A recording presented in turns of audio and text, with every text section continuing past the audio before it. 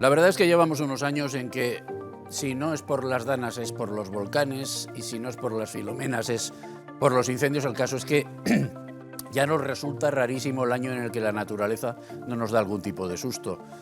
Pero de todos esos fenómenos el que resulta recurrente, el que todos los veranos nos sobrecoge y conmueve, es el de los devastadores incendios forestales, cada vez más devastadores y cada vez con mayor frecuencia afectando a vidas y a enseres de la gente del campo y también en algunos casos ya de las ciudades, con todo lo que eso conlleva.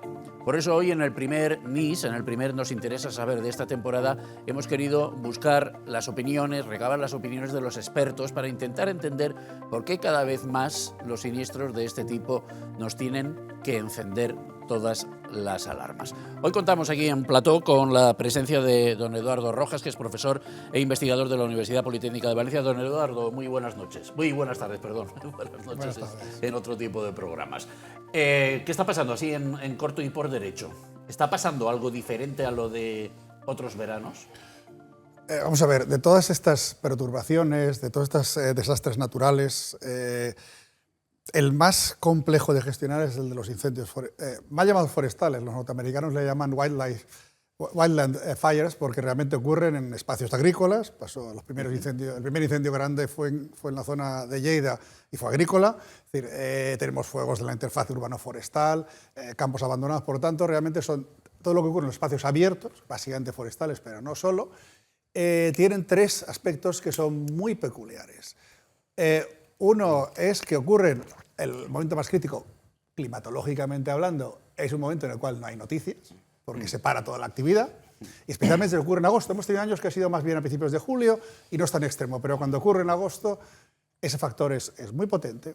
Luego es la única perturbación que dura mucho tiempo, quitando las erupciones volcánicas que son tan raras, que de alguna manera las entendemos. Pero cuando ocurre un terremoto, cuando ocurre una inundación, cuando ocurre un accidente, ese momento no podemos hacer nada.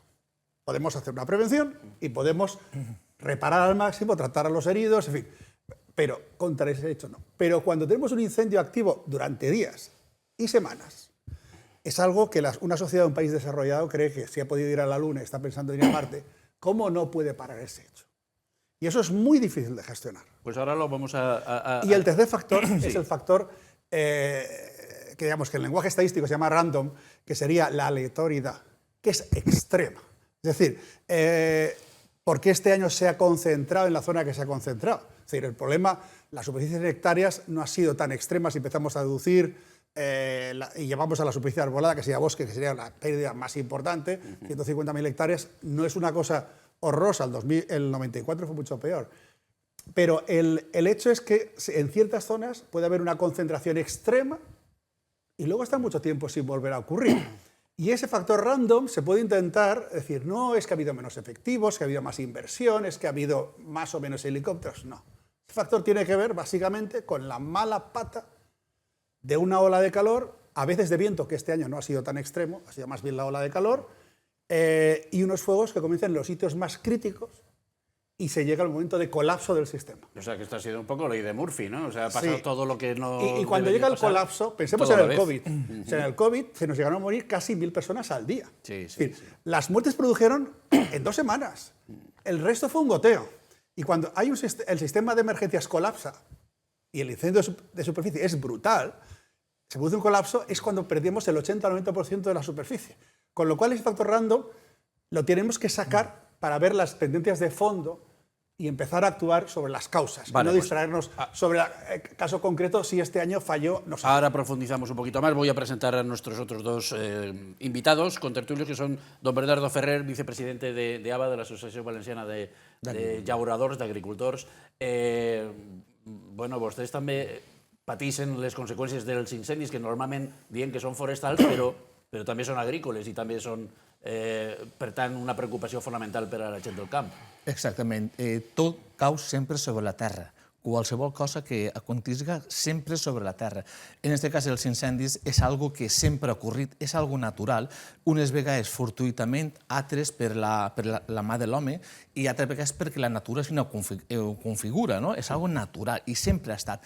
El que passa és que quan es donen ja uns detonants per culpa de la mà de l'home, de la no intervenció, pues es multiplica. En aquest cas, jo faria un resumen, per donar un titular, seria polítiques ambientalistes restrictives, no massa reals, i després la falta de rentabilitat en el món rural, la fugida fa que hi hagi un buit d'algú que s'encarregava de cuidar allò i que en aquests moments ja no és així i cada vegada va ser menys i tot això sumat un clima canviant, unes ones de calor, una sequera extrema i un detonant d'una massa arbòria i boscosa seca perquè vam tindre una primavera molt plujosa i quan ve l'estiu tot angosta i ahir s'han donat totes les condicions per a que aquest estiu, lamentablement, hem tingut l'escenari que ha travessat Espanya d'esta manera. Xevi Bolumar, que es bombero forestal y profesor de incendios, de prevención de incendios, me imagino, forestales. De extinción de incendios. De extinción, en un instituto, ¿no? Xevi, muy buenas tardes. Muy buenas tardes. Bienvenido. ¿Cómo lo ha vivido usted este verano? Desde la parte extinción, digamos, nosotros, por ejemplo, en la Comunidad Valenciana hemos tenido, este año ha sido un poco curioso en el sentido de que hemos tenido muchísimas igniciones por rayos, sin embargo las condiciones meteorológicas y ambientales y de disponibilidad de combustible no eran demasiado perjudiciales. Entonces teníamos como muchas igniciones, muchos inicios de incendio, pero no era difícil atajarlos porque únicamente tenían, digamos, un comportamiento topográfico, mientras las condiciones topográficas le ayudaban, el incendio se desarrollaba, pero en el momento perdía esa condición, no era difícil atajarlo. Sin embargo, en otras zonas del país hemos visto una situación completamente distinta. De hecho, hemos estado un poco como dispositivo trabajando aquí, que es nuestro territorio, pero se han desplazado varios contingentes a la zona de León y Zamora para trabajar ahí también. Es como que hemos vivido esos dos ambientes de fuego completamente distintos. Claro, es que estamos ya casi en el tramo final del mes de septiembre y lo de los incendios parece que fue el siglo pasado. Pasan tantas cosas en este país diariamente que la actualidad nos lleva por tantos y tantos derroteros diferentes que se nos olvidan las grandes cosas. Pero este verano no hablábamos más que de los incendios. Lo decía Eduardo al principio. Sin embargo, de estas primeras conclusiones que ustedes me aportan, el espectador podría, y yo mismo podríamos, llegar a la conclusión de, oye, ha sido una fatalidad. Lo que ha pasado este verano, pues podía no haber pasado o puede volver a pasar otro verano y es difícil que uno haga nada que impida que no sucedan estas cosas random, estas cosas aleatorias que se dan de vez en cuando. ¿Hasta dónde es cierta esa conclusión? Digamos, vamos a ser más modestos y entender que de alguna manera este año pues ha habido zonas donde había muchos elementos críticos, pero no se han dado la conjunción. Voy a poner un ejemplo que no es de aquí, Andalucía. Es cierto que Andalucía tiene un dispositivo más potente que Castilla y León, también tiene un PIB mucho mayor. Hay que tener en cuenta que las comunidades autónomas tienen sus disponibilidad económica, está de acuerdo con la densidad de población y el PIB per cápita. Y de ahí sale. Y obviamente Castilla y León es una comunidad extremadamente estresada por envejecimiento, dispersión de población y demás, y por lo tanto pues no puede tener un dispositivo como pueda tener Cataluña o Andalucía, ¿no? Pero ¿por qué en Andalucía no ha habido problemas graves salvo el incendio de Tarifa? Una cosa muy sencilla que la gente no vincula, porque no vemos la conjunción del territorio. Comentaba el compañero de ABA, que es todo territorio. Este año la viticultura en Andalucía se ha hundido por culpa del mildiu.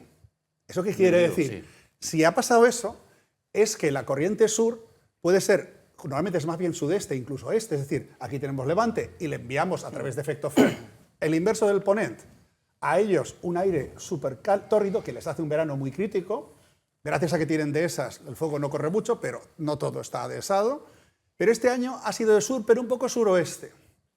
Pasó el año de la Expo, nadie quería ir en verano y tuvieron un verano estupendo, porque les entraba el aire del Atlántico, muy cargado de humedad, y por eso el mildiu. Claro, cuando tienes, aquí hemos tenido una situación igual, pero de mar. Es decir, ha hecho mucho calor, además en el principio de temporada tuvimos mucha tormenta y bastante húmeda, o sea, no solo secas. Y por lo tanto, Pues ante esa situación, que la mitad interior, que es donde están las masas forestales, tuvieron una agua en final de junio, principios de julio, excepcional, y eso te va a ganar semanas, y luego el resto del tiempo había una influencia oceánica del mar muy potente en términos de humedad, y es muy difícil con 80% de humedad que la vegetación queme de una forma crítica.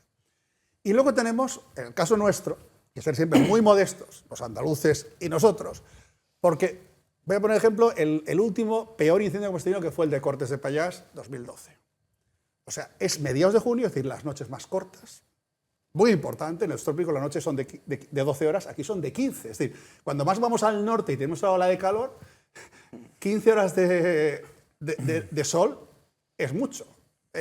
Y empezó una ignición en el comienzo de una montaña, cerca de Requena, Cortes de Pallars, con una alineación perfecta oeste-este.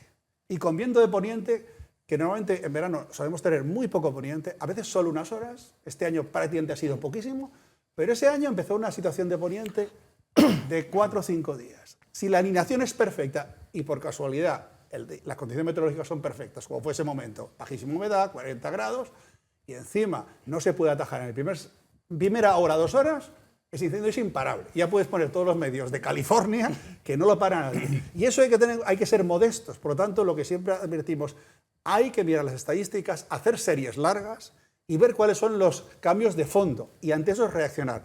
Porque la teoría de un año, sea muy bueno o muy malo, no quiere decir que lo has hecho peor o mejor. Simplemente has tenido la mala pata de que ha habido incendios en un momento crítico o una acumulación y no has sabido dónde ir, y como tengas un incendio en una zona periurbana de la costa, igual al incendio crítico... ¿Tenemos esos datos? ¿Tenemos suficiente volumen de datos bueno, pues, para por ejemplo, establecer conclusiones? España tiene la mejor estadística de incendios de Europa, porque empezó a trabajar antes que los demás, porque tenía un problema. Con la transición se supo llevar que el resto de lo forestal se dispersó, pero en incendios se mantuvo una cierta estadística, medios comunes, en fin, hubo una excepción ahí.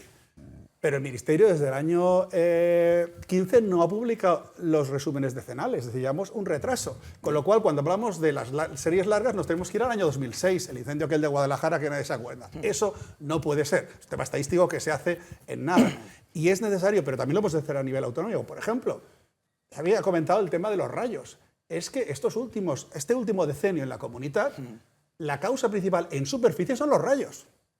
Porque los rayos es la única causa, al no ser humana, que ocurre en cualquier sitio del territorio. Y además está el rayo latente. Con lo cual, ¿Qué es eso del rayo latente? Pues un rayo que cae en un árbol, el árbol se queda ahí con una combustión lenta y de repente viene una ola de calor, un ponent, y lo enciende la semana. O sea, se queda el rayo ahí. Sí, se queda latente. Y sobre todo... Es una confusión incompleta. O sea, está quemando, pero está quemando muy lentamente. Sí. O sea, cuando caen los rayos, vemos el mapa de rayos. Una tormenta, por ejemplo, este verano cayeron 4.800 rayos. La mayoría inmensa de ellos no provocan nada. Pero de esos 4.000, a lo mejor hay 50 que han caído en un árbol, y ahora depende de una de ellas si viene con agua o no esa tormenta, y la otra es las condiciones del microclima del lugar donde ha caído el rayo. Si el mantillo, digamos, que llamamos, es la hojarasca que está en el suelo, está con un punto de humedad, porque a lo mejor está en una umbría o está bajo arbolado y hay sombra, esa ignición pequeñita que ha habido bajo el suelo casi no tiene oxígeno y él poquito a poco se apagará, se ahogará y se apagará. Muchos de ellos caen, queman un trocito y ellos solo se apagan. Y hay otros que quedan latentes. Las condiciones son lo suficiente como para que no se encienda, pero no se apague. Queda ahí. Y a los 5 días, ¡pum!, aparece, porque las condiciones han cambiado. O sea, ha subido el nivel de temperatura, ha bajado el nivel de humedad, y esa ignición incompleta que había, pum, de momento se despierta y empieza a arder. Y la ubicación importante, los rayos caen en los sitios más inaccesibles. Todas las causas antrópicas, sea porque alguien quiere quemar, que es raro, pero puede ocurrir, o por un accidente, o por una línea eléctrica, o por un basurero, que ahora por suerte ya se ha superado casi todos los casos. Toda causa humana está en un sitio accesible. Los rayos están en los sitios muy inaccesibles y eso nos lo hace más. Esos dos factores hacen los rayos muy críticos y es típico de todo el interior noreste, es decir, el tema del Prepirineo, muy crítico en general de todo Aragón y el interior de la comunidad. ¿Hay alguna razón para que haya tanto incendio por rayo ahora? Porque tenemos, a nosotros no nos llega el agua, es decir, el comienzo de las tormentas viene del sudoeste hacia el noreste. ¿Dónde son húmedas? En la zona del Sports, Tinensa, toda esa zona al final del Ibérico y en el Pirineo Oriental. Pero todos los que van generando el carrusel de tormentas, sea a lo largo del Pirineo o a lo largo del sistema ibérico, lo que reciben son tormenta seca. Y solo es al final donde cae el agua. Y por lo tanto, esas zonas son muy críticas. Sumat a totes aquestes condicions tècniques que s'han donat, òbviament és així, i cada vegada va més, però també hem de parlar de la mà de l'home, que en aquest cas la mà de l'home positiva, la que ocupa aquests espais, la que des de sempre, per natura i perquè era el seu ofici, tenia que cuidar els espais per als quals feia el seu treball i complia dues funcions fonamentals, que era garantir l'alimentació i cuidar els espais. I aquest escenari també està canviant. En els últims 25 anys, la fugida del món rural cap a altres llocs que donen més estabilitat, que donen més equilibri econòmic, això és una realitat. Aquestes condicions tècniques són així i cada vegada se van augmentar més, però el que sí que és clar és que s'ha notat més que mai, és a dir, la mà de l'home, en aquest cas dels ramaders i els agricultors, en aquestes zones, és a dir, quin era el seu paper... La manca de mà de l'home. La mà, és a dir, el paper que ocupava l'home en aquests llocs, avui ho hem notat. I la ganaderia extensiva, i el ramat, bé vacú o bé de les ovelles, que anem bastant tradicionalment per les muntanyes, al voltant dels pobles, fent de tallafocs, i això ja quasi que no està existint des d'un punt de vista per economia, perquè ja no són rentables, i per altra, que és el que més reivindiquem des de Abasaja, és el tema de les polítiques ambientalistes que des de la Unió Europea o des del Ministeri en els últims anys estan canviant dins d'una sensibilitat ambientalista, però a vegades no massa ajustada a la realitat, no deixar fer el que sap fer o el que sempre ha estat fent. I a partir d'ahir, quan es prohibís que el ramat puga pasturar per unes zones o que menjar-se uns matolls de romer siga sancionable, etc., tot i ser multiplicat per si, tenim un resultat en què dins d'aquestes condicions tècniques la mà de l'home ocupava un paper que ja no està ocupant-lo. I en aquest lloc les xifres parlen per si mateixa. Més de 360.000 hectàrees és el volum de les masses boscoses. D'ahir n'hi ha unes 35.400 que afecten directament a producció agrària, cereal i altres tipus de cultius. Ramaderia, unes 3.000 explotacions ramaderes. 440 termes municipals, és a dir, aquesta magnitud dins d'aquestes condicions tècniques i climatològiques, la mà de l'home durant segles ha ocupat un paper. I aquest paper avui ja no es troba. I hem sentit parlar a ramaders que les polítiques restrictives, sancionadores, els ha dut a que quasi que era impossible fer aquesta transhumància del ramat d'unes zones a altres, baix uns paràmetres auspiciats per la Unió Europea, tema ambientalista, etc., i el detonant és este. És a dir, com no perdre el que sempre han fet baix aquestes condicions tècniques que van augmentar per un clima canviant, severo, ausència de pluges, excessos de calor i un personal humà, en aquest cas, que estava en aquest món rural i que feia aquesta feina que sempre l'ha feta i avui no le la dicen fer. De lo cual yo creo que estoy de acuerdo con eso. Yo como tengo dos mundos, ¿no? Dos puntos de vista. Uno es la parte extinción, y es totalmente cierto. O sea, el mundo rural está desapareciendo y nuestros anclajes operativos es anclarnos en los cultivos. Nos anclamos en el cultivo para poder apagar el incendio. Nos ayuda, son zonas de oportunidad y están desapareciendo, cada vez hay menos. Pero ahora me pongo en el punto de vista formador. ¿Qué nos ocurre? Os voy a contar una anécdota que creo que es muy relevante en esto. Dimos una formación desde a los que yo formaba para ser bomberos, cuando después del incendio de Vejís, que tuvimos un incendio de 20.000 hectáreas, llevamos a 270 chavales de un mundo rural. O sea, esta formación es en Jérica, o sea, son todos pueblecitos muy pequeñitos, o sea, no estamos hablando de un instituto urbano, de niños urbanos, niños completamente rurales. Vimos el incendio, hablamos de todas estas realidades y al final, por grupos de 30, les preguntábamos, cuando acabéis de estudiar de aquí, ¿cuál es vuestro horizonte profesional? ¿Qué queréis ser? Ojo, 270 chavales, solo 8 querían ser agricultores o ganaderos. Sí, yo allí se me fue las malas a los pies, o sea, no hay un relevo generacional. Bueno, pues déjenme un momentín, que tenemos que hacer una pausa para publicidad, porque se han abierto aquí un montón de frentes de conversación que me parecen interesantísimos. Entre otras cosas, a mí me gustaría saber, y luego se lo preguntaré a Eduardo, si los pirómanos, de los que todavía prácticamente no hemos hablado, ¿Tienen en cuenta todas esas condiciones meteorológicas, climáticas, de condición orográfica, etcétera, etcétera, a la hora de buscar el mayor rendimiento posible a su fechoría? Pero bueno, eso y otras muchas cosas del mundo rural tenemos que hablar, de la lucha entre los agricultores y los ecologistas y a quién hacen más caso las instituciones y de muchas otras cosas en cuanto a educación para los chavales y esos famosos incendios de sexta generación que también hemos escuchado mucho hablar de ellos últimamente y queremos entender exactamente de qué se trata. Bueno, de todo eso y mucho más hablaremos aquí en Nos Interesa Saber en cuanto crucemos el umbral de esta pausa publicitaria que viene ahora.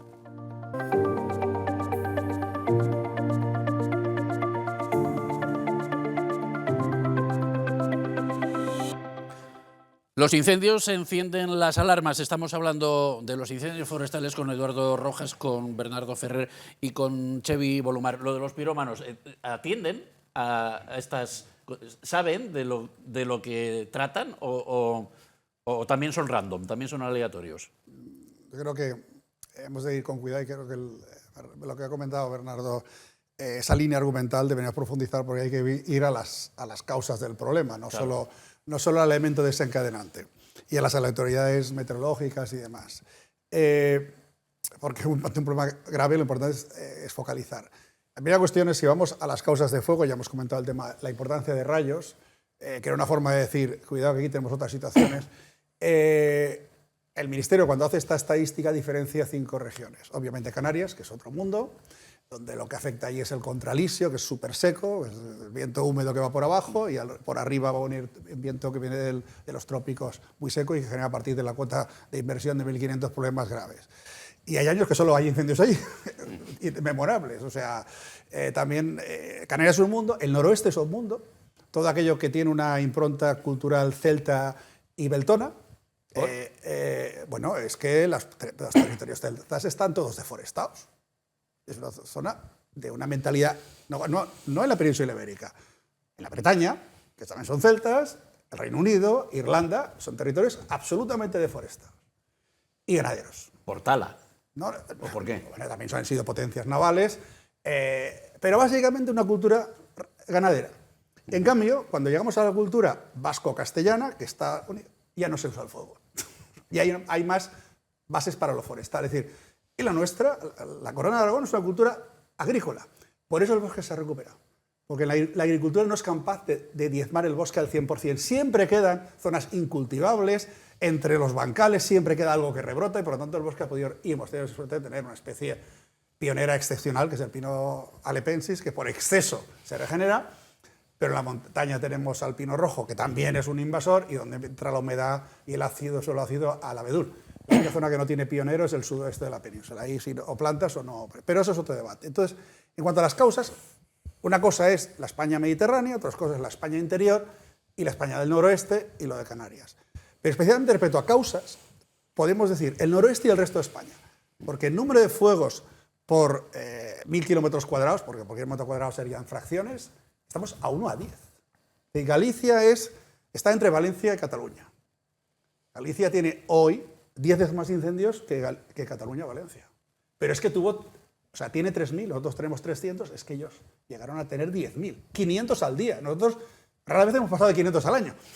O sea, ahí hay un problema de mucho fuego antrópico, del cual solo una minoría son pirómanos. Luego está el tema de usarlo en las prácticas agrícolas y en un envejecimiento, pues a veces quien lo hacía con 20 años y eran muchos en el pueblo, al final lo intenta porque no quiere tenerlo la parcela mal y se le escapa porque ya no está en condiciones. Pero a ver, don Eduardo, entonces estamos llegando a la conclusión de que los pirómanos no son tan importantes para entender el problema. Si quisieran, y con la predicción meteorológica que tenemos, podrían hacer mucho mal poniendo el fuego en el sitio adecuado. O sea, que pueda haber... O sea, sí podrían atender a esas condiciones de las que usted nos hablaba, sí.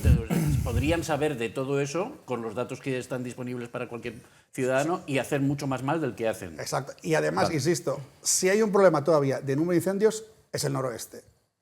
Pero las medias que se usan muchísimo por el ecologismo y cierto oficialismo no dicen nada. Es que una media en un territorio que tiene 10 veces más fuego que nosotros y nosotros no tiene nada que ver. Y no hay incendios por rayos en Huelva, porque no tiene altura, no hay montañas para hacer rayos. Pero sí muchísimos en Teruel, en Huesca y en el interior de la comunidad. Por lo tanto, hay que hacer esos análisis a nosotros, a nuestras situaciones. Por lo tanto, el tema de Piromo es una forma de despejar. Ya sé que ha podido venir pues porque el noroeste ha sido crítico este año y porque allí hay muchos fuegos, pero cuidado de overswap, que se dice en inglés, o sea, de que de alguna manera te venga la hora de otro sitio a problemas que tú no tienes. Es como, durante muchos años, tuve el honor de trabajar en la FAO, la preocupación era la inseguridad alimentaria y la insuficiencia de calorías. Ahora hemos pasado en el double burden a que el mayor problema sea la obesidad en las clases culturalmente y económicamente bajas de los países emergentes. Y hay el doble de personas obesas que las personas que no comen suficiente. Con lo cual no puedes decir, no, solo hay un problema de falta de alimentos. No, depende. Hay un problema también de ingesta excesiva de calorías e inadecuada. Con lo cual los mensajes hay que afinarlos mucho más porque si no podemos cometer errores graves. Algo preocupante en estos casos, cuando ocurrís un cataclisme, cuando ocurrís algo que invadís un gran territori, el que els governen, la classe política, és que dissenyen jurídicament, legalment, els mecanismes per poder actuar en estos moments. Pensem que és un bon moment per a fer lectura de què ha passat, què pot passar. El foc no coneix ni de comunitats, ni de fronteres, ni de barreres. Sí, però hi ha característiques diferents per lo que està contant. Sí, però coneix de territoris. En aquesta extensió de 360.000 hectàrees ha sigut moltíssimes les zones geogràfiques del territori nacional. El que vull referir-me és a dir, s'hauria d'aprofitar aquest moment per marcar un antes i un després. Una població rural envellida, una fugida del camp cap a altres sectors més rentables econòmicament. I aquesta funció, que no vaig a dir jo que siga el 100% és que se dediquen a tot, no, per formar part d'aquest engranatge, per a mantenir un territori ambiental més o menys ben cuidat, tot això ja no se va donar.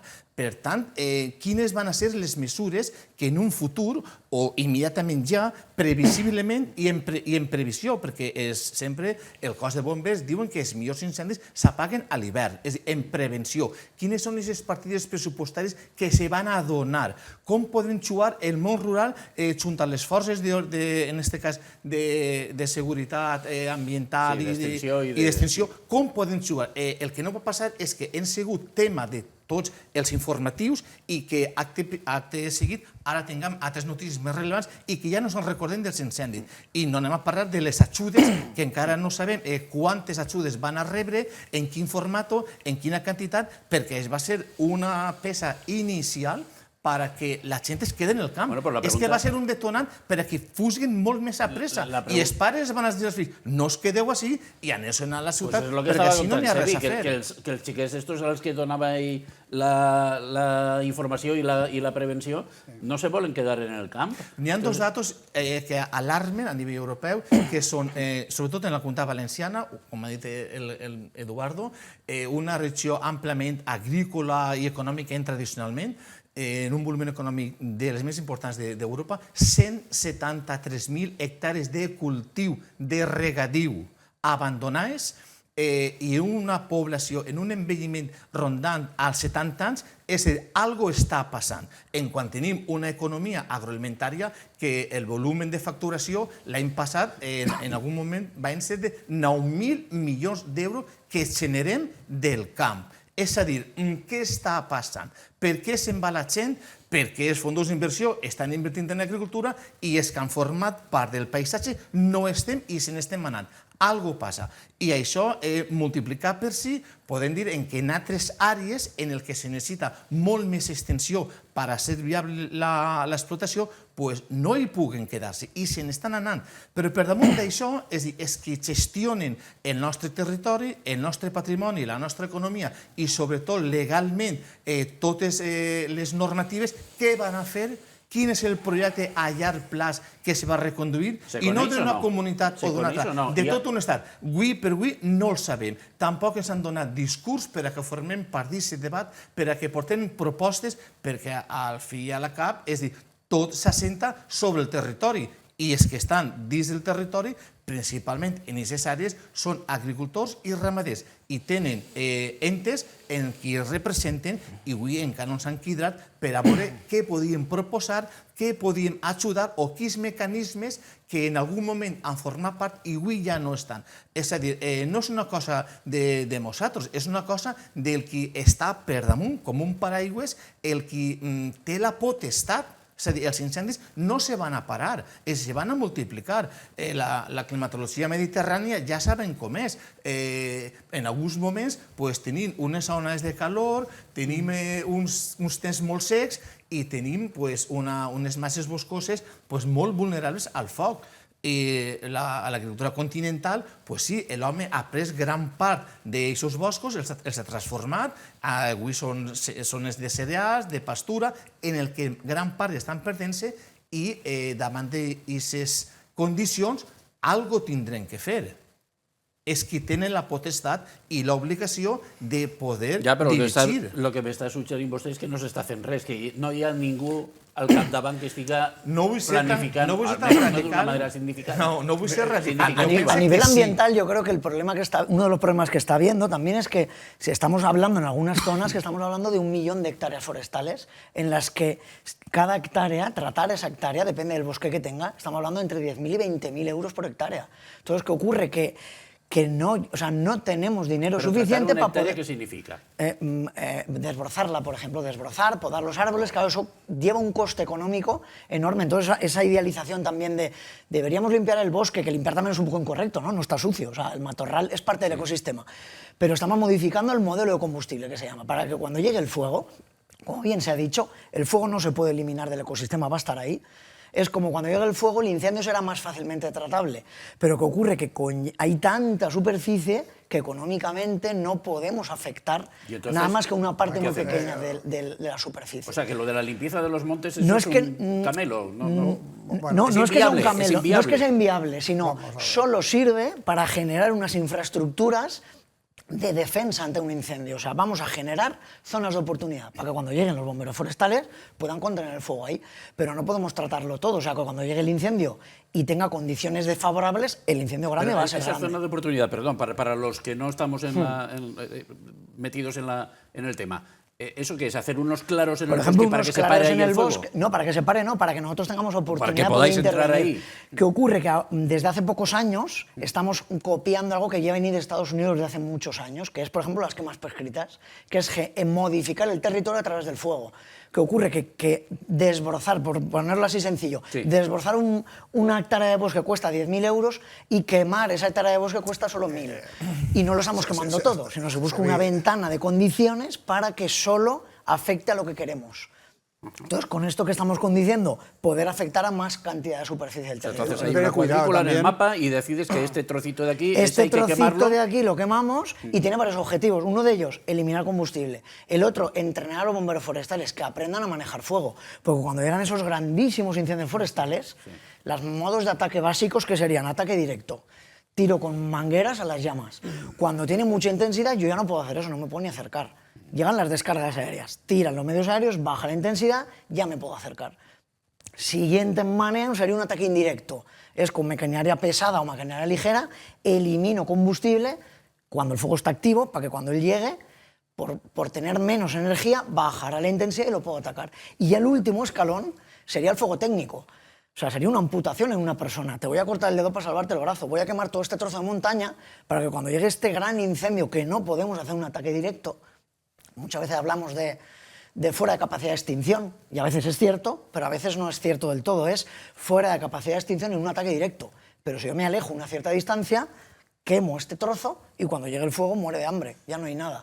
Pero para esto necesito que la gente tenga... Claro, si tengo las condiciones apropiadas. O sea, la predicción del viento es fundamental. Claro, pero requiero que la gente tenga una habilidad en este manejo. 30, si esto 30, no se 30, entrena... No, eso es muy antiguo, eso ya está más superado. Eso es muy antiguo, pues yo lo oigo mucho ahora. Sí, porque se siguen sacando cosas, pero eso es de los años... 30 kilómetros por hora de viento, 30% de humedad y 30 de temperatura. ¿O de qué? Eso es muy antiguo, entonces no habrían incendios bajo cero, que hay incendios bajo cero o con muy poca temperatura. Espadán, el gran incendio de Espadán del 81 es de diciembre. En diciembre no hay 30 grados. Con lo cual, el viento seco, pues... Pero vamos a ver, o sea, si vamos un poco a la raíz del problema, al origen del problema, que es lo importante, que Fernando ha intentado desarrollarlo por ahí, hay que tener en cuenta algunas cifras. Es decir, la comunidad, desde el primer inventario forestal, que es la primera información certera que tenemos, que es del año 70, hemos incrementado nuestros bosques de 400.000 a 800.000 hectáreas. Doblarlo en 40 años es una barbaridad.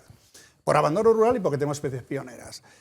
pero en volumen... Perdón, ¿y cómo es que se ha ampliado? Quiero decir, ¿qué ha pasado? No, Para que ha habido algo de repoblación. ¿Se ha plantado o se ha...? Pero podemos decir, simplificadamente, a lo mejor 1 de cada 10 pinos o cada 20 ha sido plantado. El resto ha sido la propia capacidad invasora del pino lepensis, que es una gran invasora, y luego también algo, Castellón y tal, también hay algo de expansión espontánea de encina, que estaba, o alguna otra frondosa que estaba entre las de la rocas. naturaleza, básicamente. Sí, pero digamos, no habíamos acabado de esquilmar porque éramos agricultores y menos ganaderos. Si hemos sido muy ganaderos, ya no sé cómo estaría, pero se ha recuperado muy potente, pero se ha pasado en toda España esa recuperación, en casi toda, ¿no?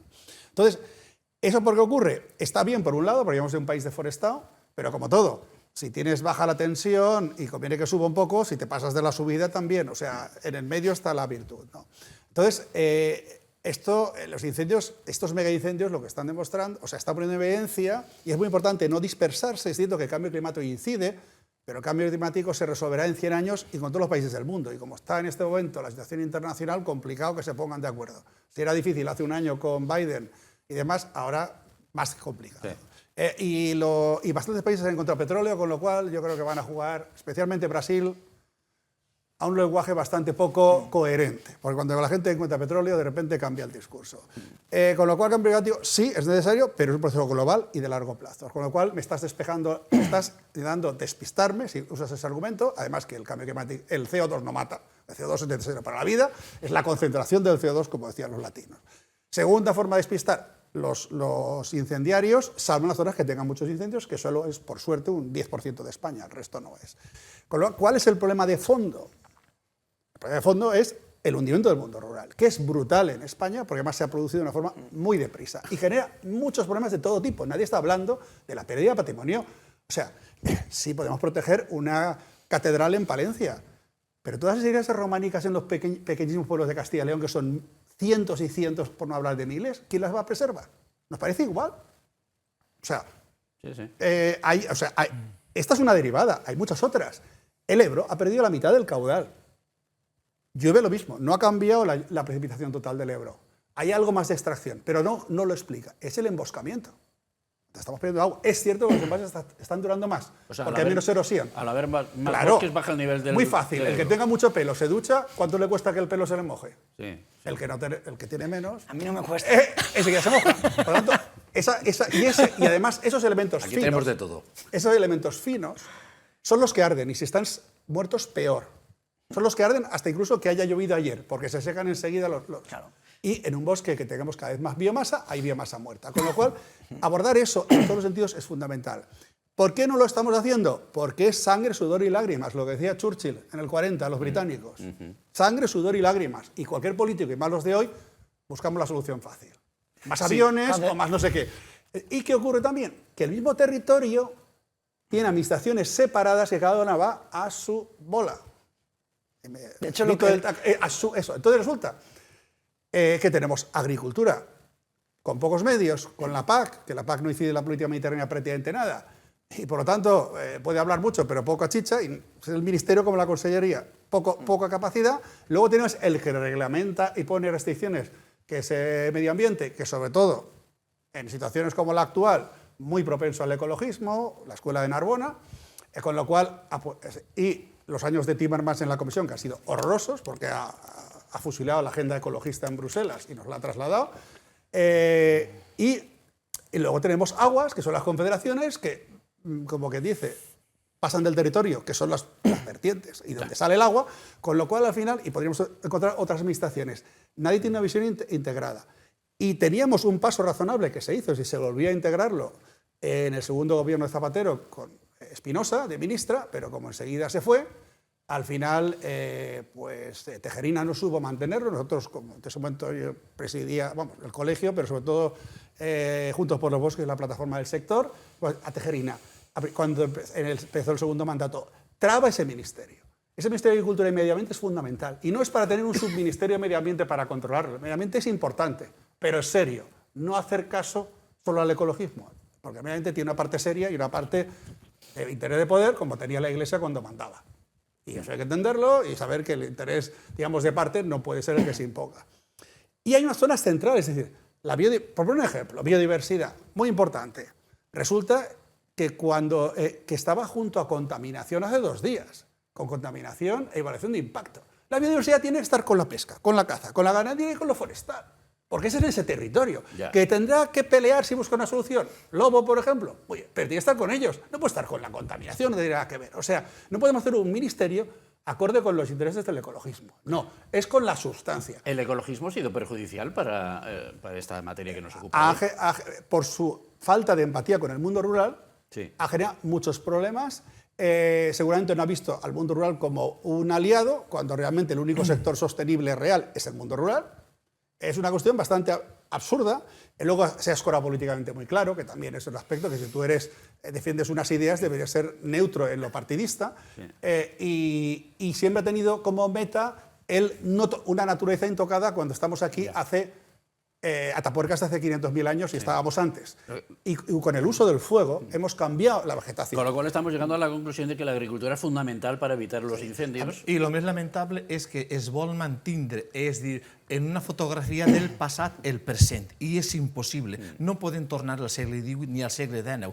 Davant d'una demografia cada vegada molt major, davant d'una situació, sobretot en la Comunitat Valenciana, perdó, que per el turisme, per la indústria, per els servicis, cada vegada estem desenvolupant-nos més, estem dins d'aquestes àrees en les que tenim que ocupar aquests espais i en el que, tot i això, no s'està fent una política de prevenció per a res. Ara aprofundirem un poquet més en esta qüestió. Hem de fer una nova pausa per a publicitat, l'última ja, i continuem en aquest interessant debat sobre els incendis forestals.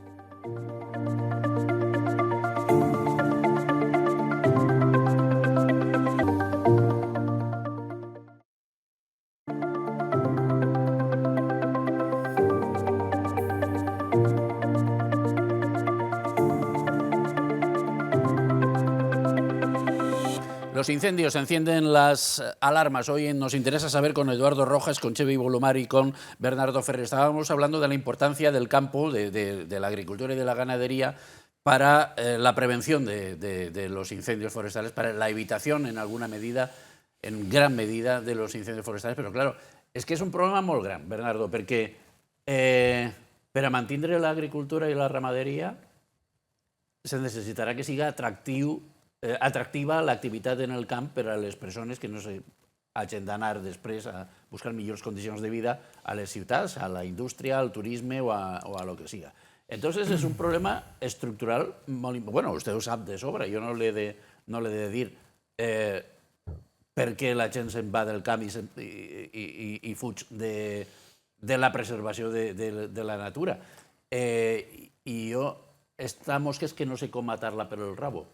És molt senzill. Sense rentabilitat no n'hi ha viabilitat en cap sector. Preus justos per als agricultors. I menys en el sector ramader i agrícola. Sense rentabilitat no hi ha viabilitat. A part, quan això augmentem en tot una legislació restrictiva, prohibitiva i sancionadora, fa que no siga atractiu actuar en els territoris.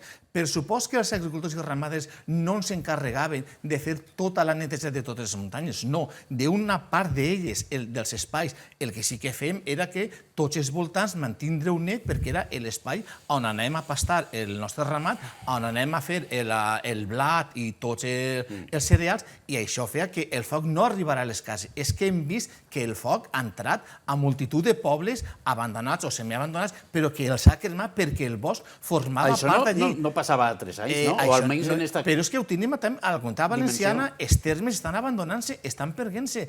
Quan hi hagi algun tipus d'incendi, doncs prompte veurem que prop de residencials o dels pobles també tindrem algun susto. Estem en Europa, estem en Espanya, estem en un primer món, en teoria. És a dir, tecnològicament i econòmicament sí que tenim més capacitat que altres països de poder intervindre, sobretot en polítiques preventives i polítiques preventives ambicioses. En un plat de ruta, el món rural és una oportunitat.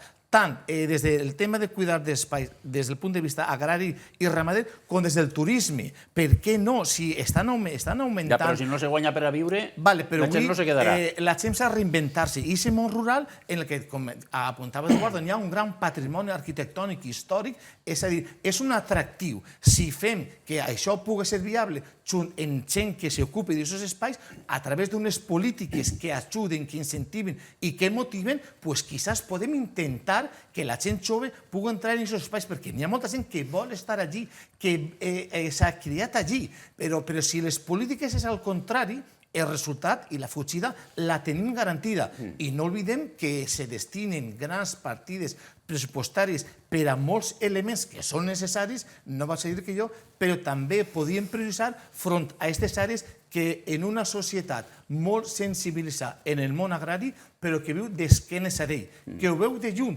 y ho tenim a les portes de casa. Xevi nos contaba antes que sus alumnos, de sus alumnos muy poquitos pretendían quedarse en el campo, alumnos de pueblos. ¿Te daban explicación de por qué? A ver, la anécdota que he contado es los alumnos que yo enseño para que sean futuros bomberos, ellos son los que este ejercicio que hacían, en grupos de 30, cogían a chavales de la ESO y les contaban todo esto. Cada 2 alumnos, que eran futuros bomberos, a los chavales. Y estos chicos, que son gente de 12, 14 años, ellos son los que decían que no solo 8 querían ser. ¿Os daban razones? No, que querían ser profesores, mecánicos, pero no querían ser agricultores, querían ser médicos, querían ser... Claro, pero no veían, digamos, viable el relevo de las actividades que hacían sus padres. Estamos muertos, ¿eh? No lo veían. Por eso yo me cayó las manos pies y dije, no hay relevo humano, no quieren seguir. Entonces es cierto que todas las ayudas son necesarias, pero necesitamos personas que quieran hacer eso. Porque si hay una subvención o una ayuda, pero no hay nadie que quiera hacerlo, tenemos un problema como sociedad. Inmigrantes, que vengan y hagan la faena. Però també, un poquet de lo que deia Bernardo, òbviament la part econòmica és important. No hem parlat del minifundi, tenim un problema molt greu del minifundi. L'aplicació del Codi Civil castellà en lloc de l'històric valencià s'ha desfet. I això s'ha d'abordar i ningú l'aborda, perquè a més en la part de dret civil rural tenim competències, com es va intentar el seu dia va haver un problema constitucional. Per tant, jo cada vaig a les Corts i me demane, dic, hem d'abordar el minifundi en coratge. També a nivell d'Espanya, perquè moltes comunitats no tenen competències. I el minifundi és una part de tot el problema. Molt de lo que s'abandona és per dimensió. I com som un territori d'agricultura llenyosa, l'arrendament no resol. L'arrendament ha resolt els cereals. No hi ha una hectàrea abandonada a l'Albufera, ni moltes zones de cereal d'Espanya. Però al moment que no tens plantes anuals, sinó llenyoses, l'arrendament no està resolt, que també s'hauria de buscar alguna solució raonable per resoldre això. Però anem a veure. Jo tinc, segur que Xavi ha vist alguna, unes lluites amb certs ecologistes o animalistes radicals en el tema del llop, brutals, perquè ara el llop se podia caçar a les zones lloberes, el 21 Teresa Rivera, per la pressió de l'ecologista... Hi ha llops a la Comunitat Valenciana? Pot ser que arribi algú, perquè estan expandint-se. I es va canviar la norma, abans, una norma que s'havia fet en Rodríguez de la Fuente, el 70 i algo, permetia en aquestes zones lloberes, hi ha una població estable, caçar, i el llop no es caça per caça, es caça per mateixos ramaders de la zona. I així autocontrol, un sistema de sometent. Per això va dir, no, protecció estàtica. I si de llops n'hi ha 10 vegades més dels que toquen, és un icono. Això al final seran les vaques sagrades. Bueno, el principal argument és dir, no, que n'hi ha que compensacions. Tu te pots imaginar el motiu que és la ramaderia. Tindre animals perquè te'ls menja el llop i després fer... Si al final tu te'ls portes a sacrificar i tens la següent generació i te paguen, per això sí que vols treballar, però perquè te'ls maten no. És a dir, això l'ecologisme mai ho entendrà. Ja. I és una qüestió de fibra fina, que s'ha d'entendre. I luego hi ha moltes situacions que perdem per falta de sinergia. A la comunitat, o sigui, el que dius de 10-20.000 no te'l compre. Primer, perquè hem tirat sempre d'empreses públiques, que són caríssimes. És que no costa això. A un privat, el 70% dels boscos són privats, també a la comunitat. Si no té 0,5 hectàrees, si té una superfície mínima que es pugui actuar, tu li dones 2.000 euros i t'ho farà, t'ho deixarà com una patena. O sigui, comencem parlant. Però segon, tenim un problema molt greu d'energia a Castelló amb el tema de la ceràmica. Tota la biomassa que sobra no la poden destinar ahí. O a demanda dispersa tèrmica, que és molt habitual en el rest d'Europa. Per què Suècia té la millor performance de CO2 d'Europa, tant en termes de PIB o habitant? Perquè té tot xarxes de calor municipal en residus forestals i altres, però residus forestals que es gasten. Si tu tens una demanda assegurada dispersa, no dic que és casero, però és a una diferència de preu que val la pena. Després, si fem aquestes cremes prescrites o desbroç de neteja manual, el manteniment in extremis pot ser focs controlats, però l'ideal és que fiquem ramaderia. De fet, els bombers de Catalunya estan introduint, en el projecte de Ramats del Foc, escoles de pastores, o sigui, de dones, perquè el problema del món rural és també un problema de gènere. D'aixòs 8, segur quasi tots són xics. I les xiques, si no tenen xiques, no podran seguir. Per tant, ahí hi ha factor. Per exemple, tenim una única empresa que està valoritzant el suro d'Espadà. Un exalumne que treballa com un negre, algú obliga a les empreses de vi a dir-te què és el tapó? Quan és rosca ho veus, però quan és plàstic o això, no té que ser. Això seria molt... Perquè, clar, tu canvies de vi i de sobte, quan veus que és de plàstic, dius, la mare que l'ha parit m'ha cobrat 20 euros el restaurant per un tapó de plàstic. Per què no ho diem? Perquè el plàstic pressiona més. I te poso l'exemple. Quan tu compres peix, tu saps si és d'aqüicultura, que no passa res, o de pesca. En els productes ramaders mai. Doncs no és el mateix la funció que fa un ramat extensiu a les zones que s'han cremat. El pollastre sí, però... No és... Més enllà del pollastre, si està en gàbies o no està en gàbies... Però no és una obligació legal. Al peix sí. I això faria una discriminació positiva per la ramaderia extensiva, que fa una funció fundamental. Es decir, esas mesures son fundamentales. Y es muy cierto lo de los costes que ha comentado, que claro, estos costes son tan excesivos porque en realidad no se está haciendo un uso final de ese producto. O sea, no se saca la madera para hacer productos con la madera. Entonces se atenuaría ese coste. Sino que se saca la madera por el puro hecho de quitar esa madera de ahí para que no haya un incendio. Entonces, por eso se dispara el precio, porque no estamos haciendo un uso final de este producto. Entonces lo está haciendo la quitamos de ahí. Y lo hace la administración pública. Pero no pensamos en aprovecharla. Claro, lo hace la administración pública, por eso esos costes están disparados, porque simplemente lo hace por protección civil, por decir, no con un uso final. Siendo que si esa madera se utilizara, por ejemplo, el consumidor final, ¿cómo puede decidir? El ejemplo del corcho, yo elijo qué vino consumo, un tapón de corcho o un tapón de goma. El tapón de corcho apaga incendios, el tapón de goma no. El juguete de plástico no apaga incendios, el juguete de madera sí. Pero nadie compra el vino por el tapón, no, compra el vino por la calidad del... Pero podemos ser selectivos, es decir, ser conscientes como consumidores. Consumir un vino de tapón de corcho ayuda a apagar incendios forestales. Sí. Consumir un vino de tapón de goma provoca incendios forestales o los incrementa, porque no estamos utilizando ese producto. Ja fa temps, ja fa molt de temps, que hem perdut l'origen. Hem perdut l'origen. La societat camina cap a un altre front i això estem visualitzant-ho en aquests aconteciments en què la mà de l'home intervenia i avui ja no intervé. Però jo penso que el que hem de plegar, i sobretot les administracions, és a plegar al punt d'equilibri. En un territori on cada vegada són més, ocupen més espais, altres els abandonem perquè canvien de forma, el punt d'equilibri seria l'exacte per a algú que s'encarrega de dissenyar totes les estructures polítiques en pressupostos que acompanyen, perquè podem tenir moltes idees, però sense un pressupost econòmic que acompanyi i faci viable, és estèril, no val per a res. Conto un exemple. Les polítiques ambientalistes dels últims 25 anys donen a que tinguem una població de porc senglar que estan invadint-se fins a les ciutats. Multitud d'accidents, incommensurables els danys en costos a nivell agrari que estan produint, perquè no està al punt d'equilibri. El porc senglar deu d'estar, clar que deu d'estar, i ocupa el seu paper. El que no pot fer és que hi hagi una superpoblació com la que tenim. Les polítiques ambientalistes de qui estan governant d'un lloc o en altre lloc, és dir, a donar com a resultat esto. I ara tenen un greu problema.